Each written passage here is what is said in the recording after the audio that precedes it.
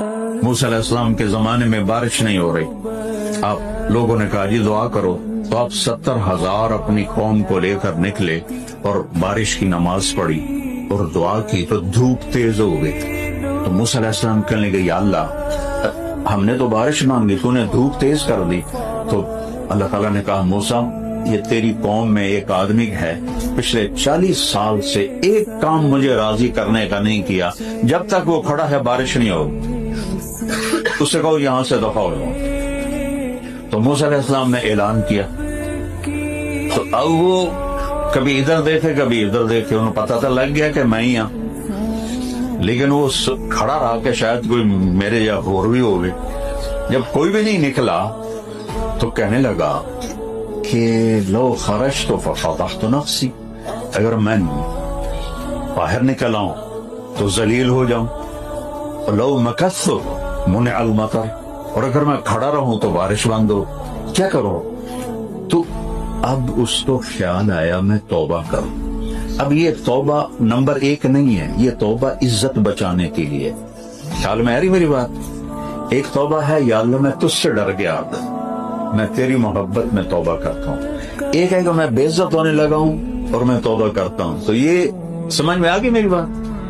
تو کوئی ہاں ہوں تو کرو، چلو شکر۔ اب وہ سمجھ میں، اب اس بات سمجھ میں آ رہی کہ وہ اپنی عزت بچانے کے لیے، نہ کہ اللہ کی محبت میں، کہتا ہے یا اللہ عصیتک 40 سنۃ فامہلتنی، یا اللہ 40 سال تیری نافرمانی کی اور تو مجھے چھپاتا رہا، جئتک تائبا فاقبلنی، میں توبہ کرتا ہوں، میری عزت رکھ لے۔ جیسے کہتے ہیں میرے ککھ رکھ لے، پنجابی میں کہتے ہیں میرے ککھ رکھ لے، میری عزت رکھ لے۔ گھٹا اٹھی اور بارش شروع ہو۔ تو موسیٰ علیہ السلام کہنے لگے یا اللہ، بندہ تو کوئی نکلیا نہیں کہ بارش کیوں ہوگی؟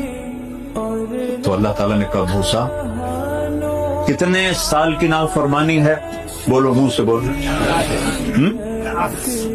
کیسی نافرمانی ہے کہ موسیٰ علیہ السلام کی دعا رک گئی؟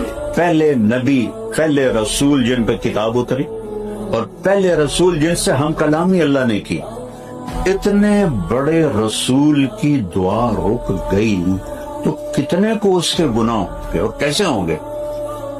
تو موسیٰ علیہ السلام کہنے لگے یا اللہ، بندہ تو کوئی نکلیا نہیں، بارش کیوں ہو گئی؟